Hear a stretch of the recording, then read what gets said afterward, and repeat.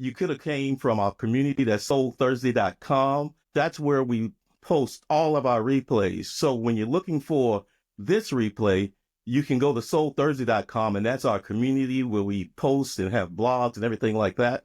And soulthursday.com, that's how you log on to our live recording. So welcome. If it's your first time, welcome to Soul Thursday. If you hadn't been here in a while, then welcome back. For the new people, let me tell you who I am. I'm Calvin. I am the host of Soul Thursdays, and we've been doing this for 5 years. 5 years we got started because we had a mission, a call, and a purpose. And what was that purpose? To go and help people get access to information that they typically wouldn't get access to. Why is that? I don't know. 7 degrees of separation, but we wanted to make it easy. But where I came from, I said, you know what? To get in light, you ain't got to be at church. You ain't got to, put on no fancy clothes. You may be able to just kick back, grab your favorite drink. As one person said, she says, I don't know what's going on at that Soul Thursday, but it reminds me of an intellectual barbecue. I like that. I don't even know what it means, but it sounds good. So welcome to Soul Thursday. Make sure you put in the chat, let us know where you're dropping in from, East Coast, West Coast, or whatever, and say hi if your first time and say hello. Welcome back. I see Cherriell in the audience. Cherriell, thank you for connecting me with Sherry tonight. I'm looking forward to you continuing to support me and as I support you. So let me get started. How we get started, we typically start with some trivia. And with trivia, you get to win. What are you going to win? Tomorrow we're having a team meeting, and the team meeting is for anyone who is interested or somewhere along their journey of launching a business and they need help. So what we've done is we've launched a media corporation that allows you, especially if you're a community person, a person like Jessica that believes in helping other people, then what we believe is that you're already doing the hard work of helping people. We want to make it easy for you to get access to the tools you need to thrive. So if that's publishing a book, if that's becoming a speaker, if that's developing your own framework so you can franchise that, then check us out. So that's what you win. You get a win to our team meeting where we get to talk to you in your business endeavors. So I want to get us started with a good opportunity. And before I do, I like to kind of, give a backdrop into how we got here. I met Jessica some time ago when I was in Dallas. And when I sit down and talk to her, once again, I've been wanting to have gray hair forever. And when I sit down and talk to Jessica, I'm like, man, she's wise beyond her years. And y'all know me. I like people who are interesting and they got a little grit to them. Jessica may not see that herself as that. But when I see her, first of all, I was Texas proud. But then I was like, you know what? She don't have to care about people. She really don't. She don't have to do her thing. But when I begin to see her doing her thing, I'm like, man, Jessica is a person I have to be on the show. So Jessica, welcome tonight. Thank you so much for the invitation. It's good to see you again. Awesome. Good. Can you hear me okay? I can hear you great. Awesome.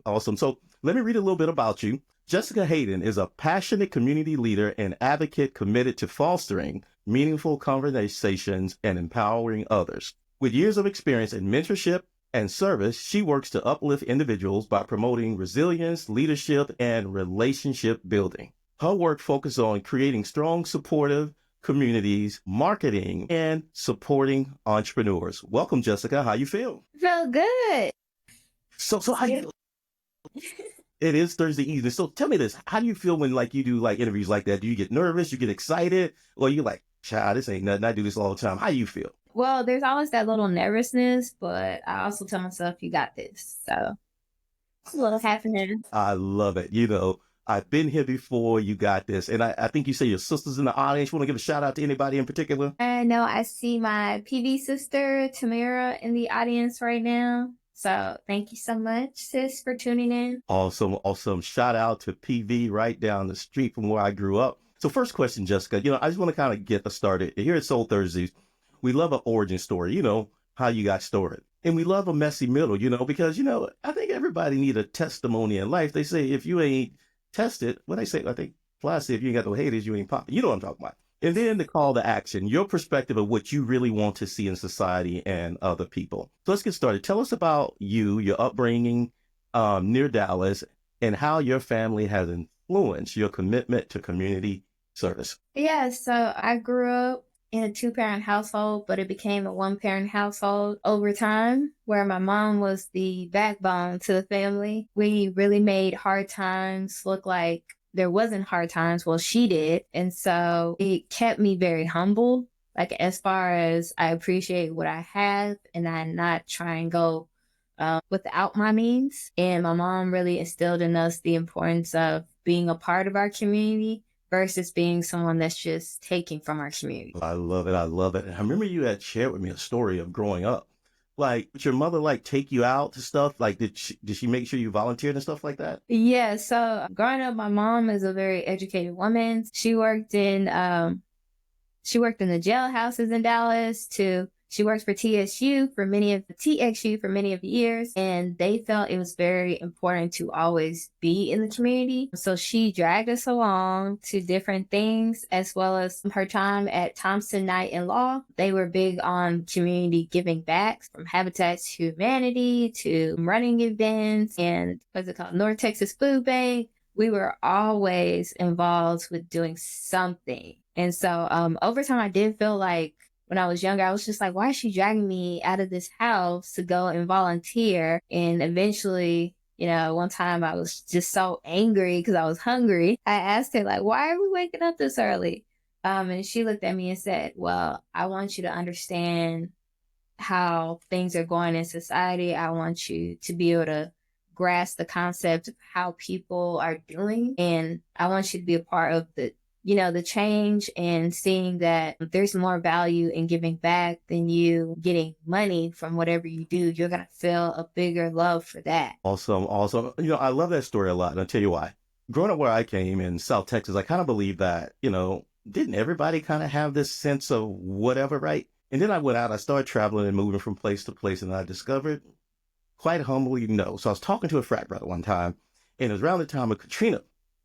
And he was all upset. He's frustrated. He's like, I'm frustrated. I don't want to do it. I'm like, dude, what's going on? He's like, man, frat brothers want to go down to Katrina and volunteer. And I'm like, okay, what's wrong with that? And he kind of goes off. He's like triggered. He's like, man, them ninjas, they ain't got no work with, I ain't even heard this term, work with all or something. I don't even know what that means, right? It means one of them old terms, somebody old told him, right? And I'm like, dude. So I paused for a second because I'm like, we were supposed to be in this organization that was all about service, right? So I just paused for a second because I was speechless. I tend to watch people like that because if they judge them, they can judge you. So I watch them. So anyway, I asked one question. I said, hey, have you ever volunteered before? He pauses. He said, I don't know what that got to do with it. I said, oh, you just answered everything I needed to know. Not only had he not volunteered, but he had no idea what it was like to be around people who had something different. And he saw those people as very, very problematic. So kudos to your mom for giving you that exposure, because I consider it a very, very foundational moment. Do you consider anything else from that experience, that you would credit with shaping your values that you have today? Any other experiences that you had along the way? I would say I used to watch, like when I became a teenager, I started watching my mom give us money for the bus to go to and back home to school. And she would give us $3.25 to get on the bus. We would ride together, and we would make sure, like, we all got off on our stops. And yeah, that really humbled me a lot as well, because my mom, sometimes it was like really tough, and I didn't understand how she kept finding money to make sure we got to school and make sure she was working double jobs. And eventually I wanted to start helping out. So before I got to high school, I applied to my first job, and my mom prepared me for my interview. She prepared me on how to dress right. So that moment as well taught me the value of being your own woman, but also being a helpful force within your household. Let's talk about the messy middle a little bit. It wasn't just all roses, right? You've had some challenges in high school that almost derailed your college, path. What motivated you to turn things around during that time? And whatever you want to share, that's fine. We like to create these safe spaces. But share with us like some of your challenges of, in high school, or where you felt like maybe you were a little off track. Yeah, so I guess it started from home. Basically, I come from a background of domestic violence. And so it was pretty hard to deal with trying to make sure I always had my mom's back, as well as like making sure we're protected, in my opinion. And then when I had to go to school, I kind of felt like I was pretending that everything was okay. And so I started like really getting into a lot of trouble. Like my mouth was a problem, my unfocusedness to want to go to class or to ditch. That was, a tough time for me. And so there was only like one person. Well, there was one person in the school I felt was looking out for me. She saw that I was headed to go to juvenile justice court. She told my mom, like, in order for Jessica to not get in no more trouble, I need her to be up here with me. And then my brother and my older uncle found out. And so they kind of tag team on disciplining me, basically saying, get your life together right now. Do you want to be the person that, is on the street or stealing, or do you want to be the person that goes somewhere in life? And so I really felt bad, and I saw the look on my mom's face of her feeling stressed out of what could happen to me. So that was my turning point. I decided to stop getting into trouble. I decided to actually listen and apply myself better. So I spent most of the time in that front office until I felt like I would stop being a menace and go to class. And I started putting my energy into AVID, into being a good role model athlete, because I didn't want to be that person that just says I graduated from high school and I'm not really going anywhere. So that was my huge turning point. Awesome. Thank you for sharing that story. There's so many people who would just really push you in that journey of getting in trouble. And kudos to the lady in the front office who saw you. And I felt like she saw something in you that allowed her to say, let me intercede. Let me kind of step out there and help this young lady, get on the right path. And nothing like family to, as you say, I laugh at how you describe it. You said they help you with a little discipline, right? But it seemed like they knew how to reach you. So thank you to them. You didn't start at Prairie View A&M. You started at Tyler Junior College, right? Tell us about your experiences there and how they helped mold your professional identity and led you to pursue journalism and activism. Sure. So I wanted to experience like a junior college outside of Dallas. And so I looked up the programs for Tyler Junior College, and I thought social work would be my roadmap because I grew up on that foundation of like community work and helping others, as well as like growing up in different living environments. And so I thought social work would be it, to like work with kids and, help people rebuild their families, stuff like that. But a good professor of mine, his name was Professor Button.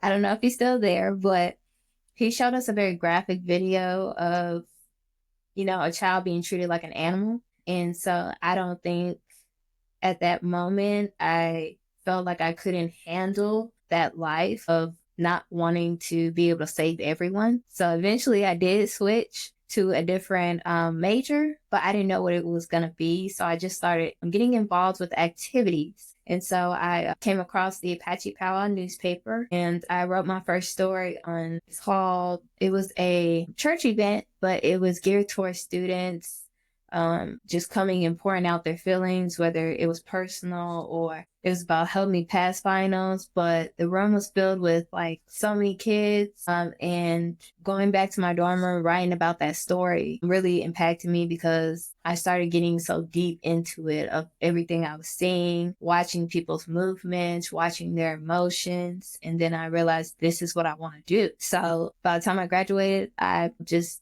took the social work degree. It was amazing to get that degree still. But when I started going to a four-year university, I said, I'm going to focus on journalism because that's a way to tell impactful community stories like this one. But in between getting to Prairie View, I did go to Austin College for a semester, and that didn't work out well for me just because I'm more of a outgoing person, and I wanted to be in an environment where I could learn so many different things. But every school is not meant for you. That school wasn't meant for me because there was a lack of representation of different ethnicities. I didn't feel like I was going to grow as a future journalist there. So when I got into a leadership program over the summer, that was my goal, is to go to that program and then be prepared to go to Prairie View. And my mom wasn't on board at first because she was just like, where are you going to go? UNT? You should stay close to home. But to anyone that's trying to go to college, you need to make yourself happy. Like, trying to make other people happy in your journey of where you want to be is the worst thing you can do. You'll become someone that you don't like to see. So Prairie View gave me a home. It gave me a voice in activism, as far as I started Ignite chapter, which is Women Empowerment in Politics. And so we did so many amazing things, from leading panels to receiving awards. I received a scholarship from them that helped me sustain my tuition at Prairie View. So I got journalism, activism, and I got a true family just from attending that HBCU. So that's how I got to this world that I have now. Awesome. As you were talking, I love that part of your story, because when we first started talking, when we met, we were kind of talking about, Prairie View, because that's where my grandparents met. And, they didn't finish because they had to go have like 10 kids or something like that. They had plans, right? Obviously. But I love how Prairie View, I don't know what it did for you, but it feel like it shaped your identity. It shaped your confidence. Do you feel like you kind of picked up some things along the way at Prairie View? I picked up a lot at Prairie View. I found a second home. I picked up mentors, friendships for life. It was truly a special moment for me. Like, I guess when I got on the campus, April of 2017, I felt like that was the right spot for me to be at. I felt like I didn't have to keep, that feeling where you feel like you can't trust a lot of people or they're not dependable. At Prairie View A&M University, all the people, or most of the people I connected with, they were reliable, they were trustworthy, and they found things out about me that I didn't find in myself at first, as well as, if I ever needed something, or if I was trying to study late, then they would leave their computer lab open for me, because they knew that I was so dedicated to wanting to be the best student I could be. So Prairie View owes me nothing. I owe them everything. They're just my family. They're my home. If anyone I knew ever went there in my family, it's like we take care of each other. We push you, but we love you. We inspire you, and we help you become better. What a beautiful thing. I mean, there's so many different schools out here. A lot of them talk about community and alumni network, whatever, but they just talking, man. It ain't nothing but bullet points on paper. But to have found community and, just as you say, family that supports you, what a coming of age story.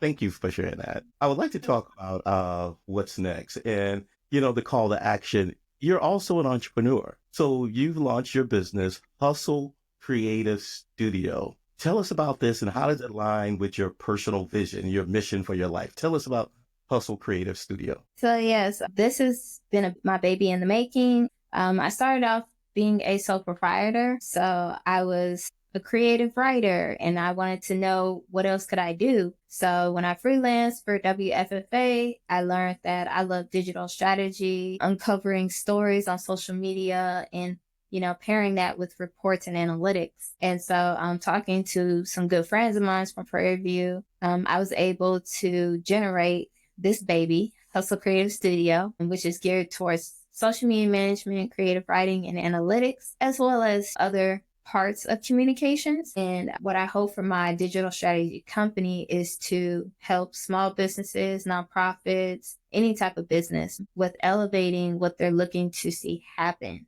As far as maybe you're trying to understand how to grow more clients, or maybe you want to know, why is this project not taking off like the way you want it to? I'm that type of person that wants to figure that out, break down the problem, and create a strategy board for you to move forward with propelling your business. I helped you, and we did a consultation. It's all over. I want to make sure I see it through with you. So I will break down how it can go, as well as walk you through one project and help you successfully meet your goal. Because without helping somebody reach their goal, I'm not doing my job, and it won't satisfy me to just be a one and done person. Yes, yes, yes. I'm starting to see a thread throughout your stories, and it's this word help, right?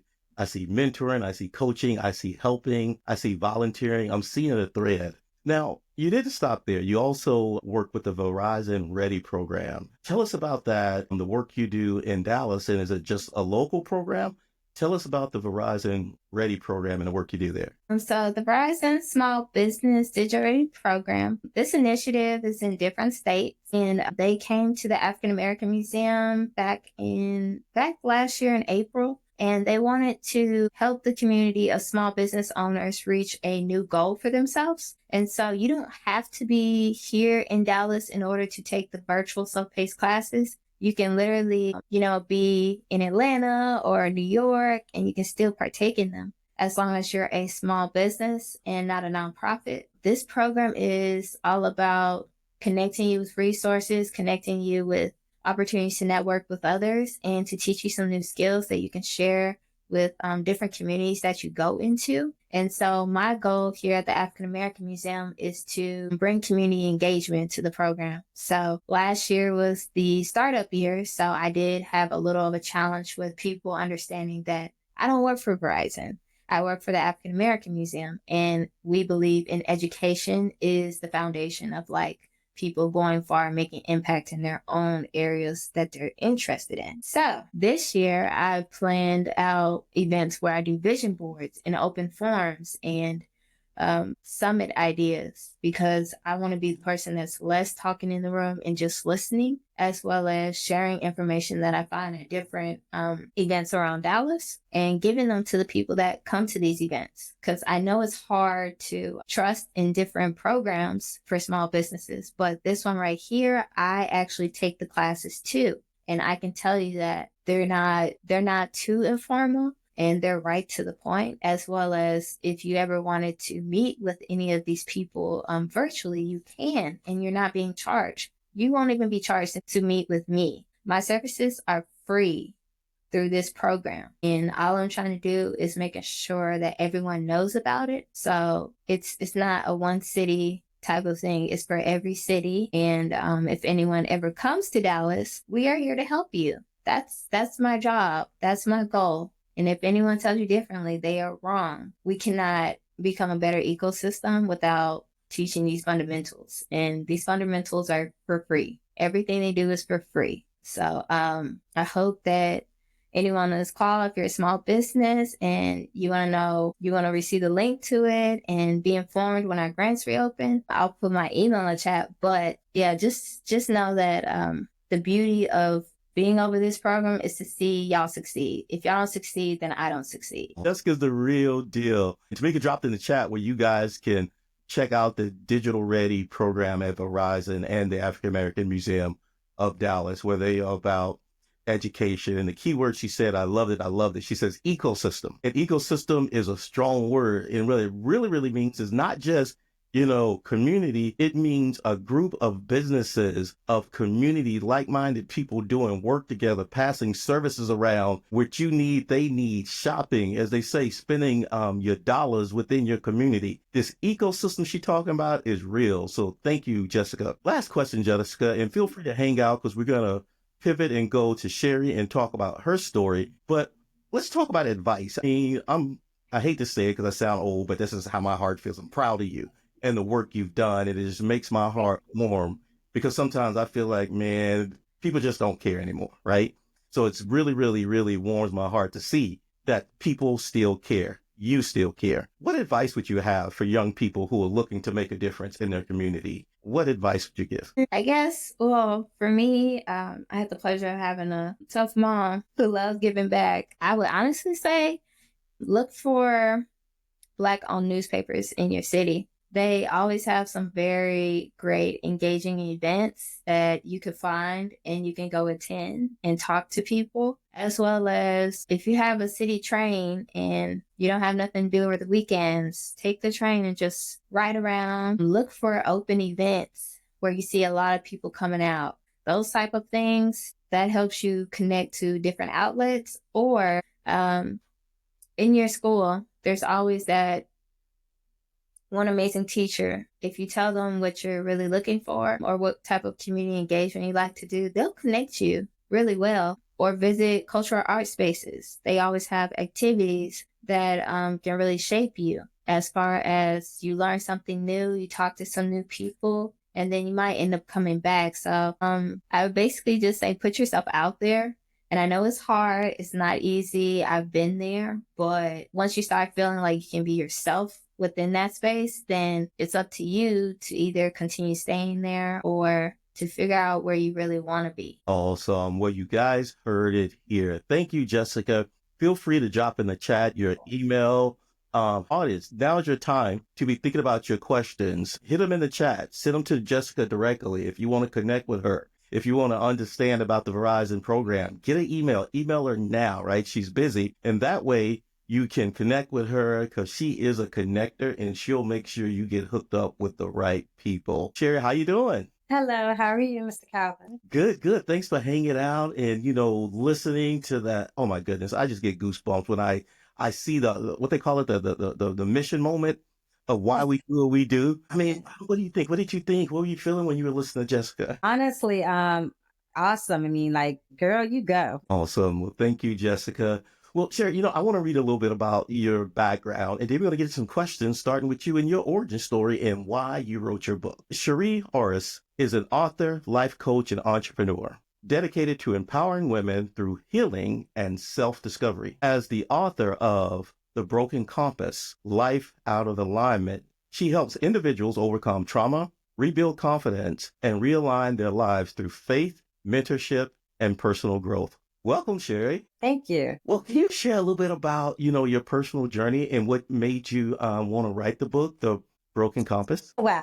We can ready to get real now. I'll put the kids to bed. Sherry's like, wait a minute, let me get my mind right. We got, I already know the answer, so I already know what the warm up is. But let me put out this disclaimer. What we do here at Soul Thursday, we create a safe space, and what that safe space means is they call it making space, making room. And we talk about real stories. The theme for tonight, if you want to really think about what these two speakers have in common, is resilience. Resilience in going through life and having multiple experiences throughout life. So we just heard Jessica talk about her journey. And what we're going to do is come 360 and hear Sherry's story. So go ahead, Sherry. Sorry about that. I will be goofy and silly, but, I just want to take this. No, that's well, thank you. So pretty much my story is I was a walking example of Murphy's Law, to be honest with you. That's how I sum it up. Anything that could and would go wrong, it was me. I've come through total dysfunction from molestation, rape, physical abuse, and so forth. So that being said, and living a life of that,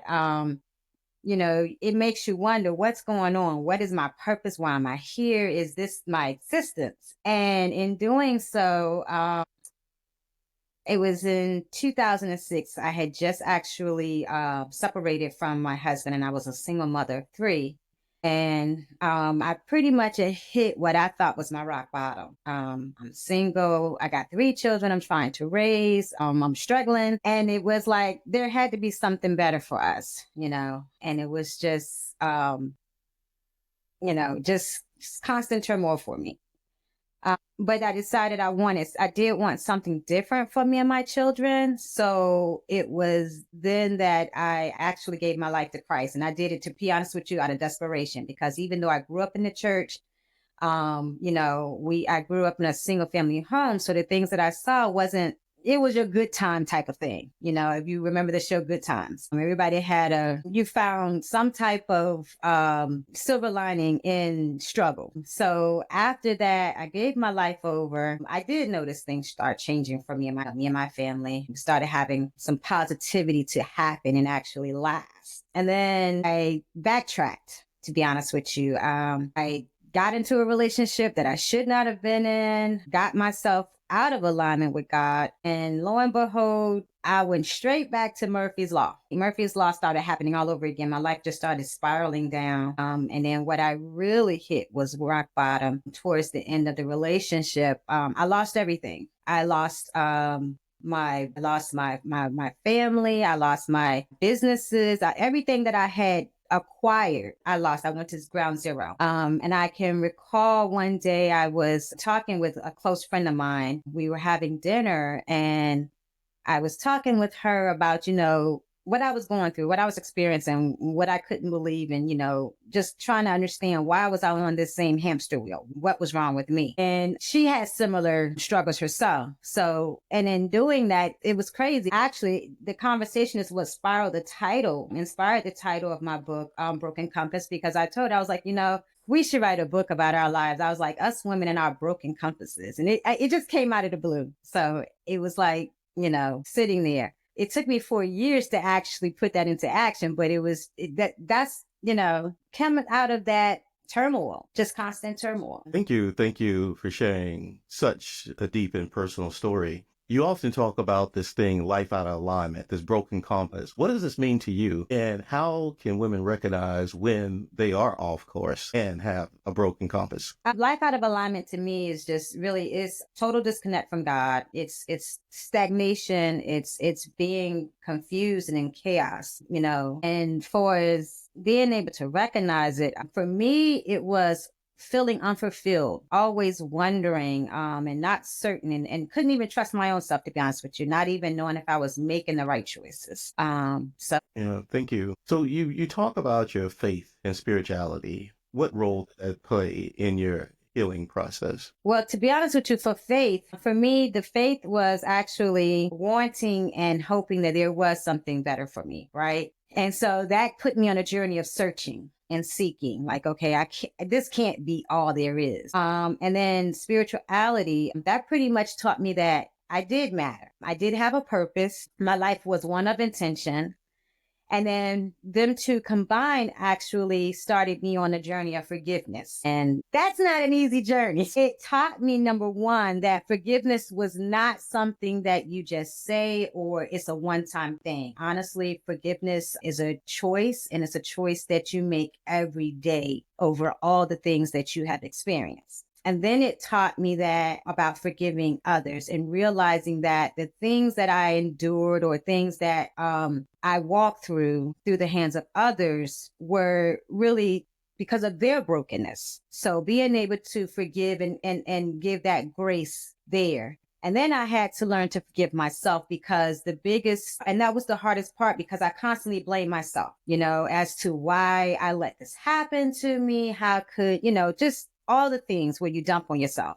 So that was like the hardest part of forgiveness. And that's something that I still today am learning to do, to be honest with you. Yes, as you were talking, you were just giving me this vision of forgiveness. And I was thinking, wow, forgiveness is a journey. And I started thinking about it, right? It's like, like you said, it's so much more than just a word. And then you talk about, it seems like a journey. And so the forgiveness of yourself, the forgiveness of others. And it's just, wow. I'm really excited about your book and the work you did, because, as I begin to kind of think about it, it just allows me to see the picture, as Jessica begins to tell the story of her growing up and the story of her mother. And I begin to connect the dots. And then you talk about you being a mother and things like that. And we begin to see a whole life cycle of this thing, right? This whole life cycle of brokenness. So many women struggle with self-sabotage. What are some common signs? And, for the women out there listening, how do they break free of this self-sabotage? Because there's this thing that I see,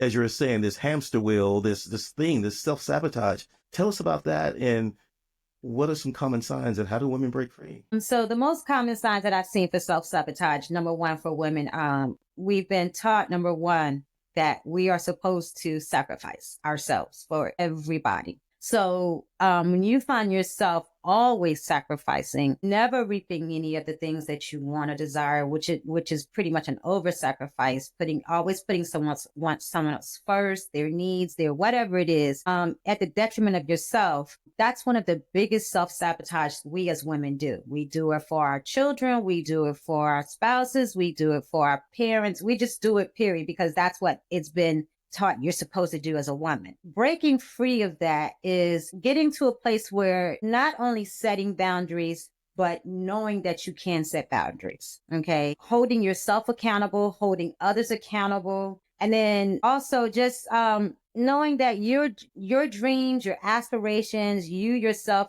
you're just as special. You matter. The things that you want, you are entitled to as well, or you deserve. And the thing that helped me, honestly, I had to start with affirmations. I remember it was one point, my mirror in my bedroom, I couldn't even see myself, because I had got to a point where I filled it in with affirmations that I said to myself on a daily basis.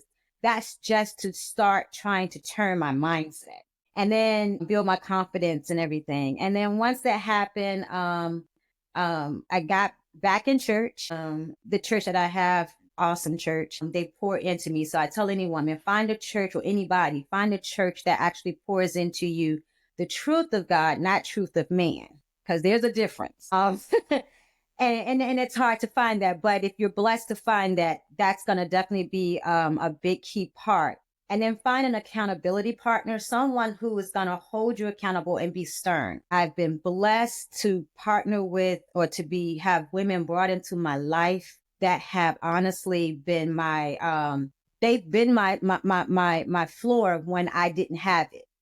I've been blessed even now to have a husband who he can drive me crazy, but I have to say he holds me accountable. He's always pushing me to be better than I was. And so those things I say, even if you don't find the husband, those are the other ones are definitely the key points to actually starting to turn things around and breaking free of the self-sabotage. Thank you. Thank you. Oh, I love the detail that you provided. And as you were thinking, I was like, okay, I like that. It's not a silver bullet, but the work, right? The work that has to be done. And, I love, talking to speakers. And when you started talking about those affirmations, all of a sudden you just lit up, you know what I mean? So it's so real, right? It's different things for different people. When you got into your affirmation, you're like, wait a minute, my affirmations. So kudos to you. And can you see yourself in that mirror now, or did you still keep it full? It's clear. It's clear. To be honest with you, I have to say this. There's two songs that I and even to this day, I keep on my ready to go. Number one is Conqueror by Estelle. That is such a powerful and uplifting song when you really pay attention to what the lyrics are saying to you. And then also there's Unstoppable by Corin Hawthorne. Like, oh my gosh, it just empowers me. Like when I'm listening to that, I know that as long as I'm pushing forward, as long as I'm putting God first and I'm letting him actually guide me and I'm following that, I'm unstoppable. Only I can stop me. Well, you just hit me because those tracks are not on rotation. So as soon as I get a chance, I'm going to add those on rotation because I've always liked Estelle. I just never got into her. And the other person, I don't even know. So I'm going to have to get those pretty soon because I feel like there's a lot of inspiration in those. Yeah. Tell us about what's coming up next for you. You're like launching a workshop based on your book, The Broken Compass. Tell us about that. So with the workshops that I'm working on, I'm actually partnered right now with a very dear friend of mine, Wilhelmina. She's helping me, and we actually have what you call it's like a joint podcast right now. And it's starting out as well.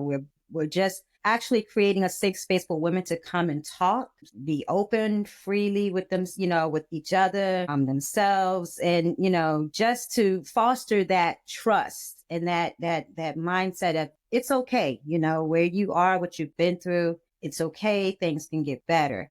We are also looking to try to take the workshop into the schools, middle school and also high school, because our thought process is if we can get hold to these young women before they really get out here in the world, and maybe help ward off some of the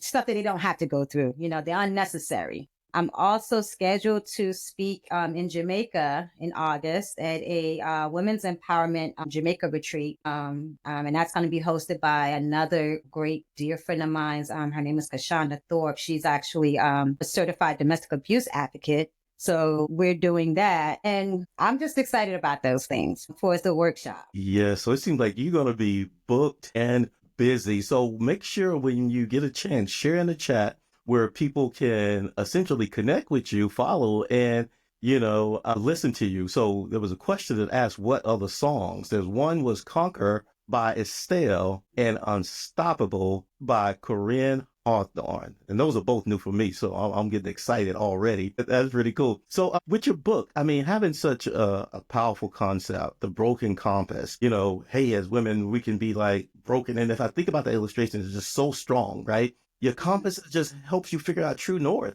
It helps you figure out where you're going in life. If your compass is broke, then what do you do other than just spin around in circles, right? So I love the illustration. What impact has your book had on readers so far? Any testimonials, anything you want to share with us? So the testimonials that I've gotten, I've actually had, and it's an older woman that I used to work with, and I was touched when she told me, she was like, Sherry, you ever thought about starting a women's ministry? And I was like, no, I had never thought about that, but she actually was like, you could start a women's ministry. So far, everyone that has read my book has given me great reviews. like they said that, it's not only for women, it's for anyone who's lost. I use it to focus on women, but I've even had men come back and say, how the book helped them, as well as just a powerful read, an enlightenment, and so forth, and not understanding that everything in our life centers in honestly our alignment with God. So it's been good. Awesome. So what we're going to do is we're going to get ready for some questions. And what we're going to do is bring back Jessica. And audience, now is a great time for you to get your questions. Jessica, what do you think, hearing Sherry's story? I get goosebumps, right? What courage, what power does it take to not only tell your story, but to write it and then have that whole perspective? Be like, you know what? I want to help others. What are your thoughts, Jessica, as you sit and listen to Sherry's story? First, I thought that you're an amazing woman for, bouncing back, not like just bouncing back, moving on and healing from it, but the fact of you didn't let your obstacles or the situations that you were in stop you from getting to this amazing opportunity here in your life. And I also thought it's amazing that you're putting together, I think I heard you say a retreat, and I'm very intentional about mental health and about putting yourself first. And it sounded very self-love and being accountable. I love accountable friends. If you don't have accountable friends, then why are they around? Type of thing. But I commend you on your journey to now. I commend you on sharing your story and going to different places around the country and helping others, because you're probably going to touch so many lives to the point where they're going to end up saying, this is what I learned. And I hope that, I see you on Essence or a wellness conversation someday in the future, in a city near me. But I'm just going to speak that into existence. But thank you for sharing that. And I love it. Like, I hope one day I can go on a retreat like yours. Awesome. So audience, let's see here. We're going to get some questions. So feel free to unmute yourself. If you're looking for the unmute button, I don't know where it's at. They move it every week, but it's somewhere. Let's get some questions for the audience. We got to find my shy people. Sometimes people act shy. Nobody's really shy because they hear, trust me, anybody here, they real opinionated. Let's see, we'll get some questions. Who should I call out? A. Davis. Question? Yes, go ahead. Who is that? My question would be, do you see yourself doing a book tour someday? Actually talking with some other women, and about doing a book tour.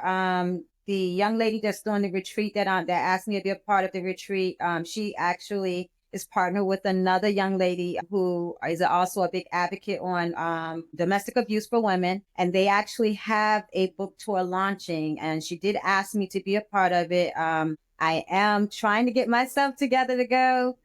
So I do hope to do that as well. Right now, I'm kind of pulled between my book as well as this, my husband, I, and some other brilliant friends and entrepreneurs actually started an organization, nonprofit for, it's called UHA, the United Haitian American Alliance nonprofit. And so I'm trying to focus on two different ways. So I do hope to go. I get it. Yeah. I'll see it when I see it. Yes. Like, I can't remember, are you in Virginia? Are you in Texas? Yes. So I'm in Virginia Beach, Virginia. Currently, my goal is to eventually migrate to Texas. I think if my husband agrees, but yeah. So it seems like, I think if the name is Bridge, says there will be some workshops in Virginia, but yes. we will make arrangements to travel out of state. Yes. I love that. So a statement of your PR. Okay. He's my PR guy. He's my manager and everything. So he sets everything in motion for me. Awesome. From Lola, she says, it's great that you all plan to extend these to middle school because these young ladies need the guidance. Thank you for Lola. Let's see, Tamika, you see any other questions or statements that I may have missed? I think you caught them all.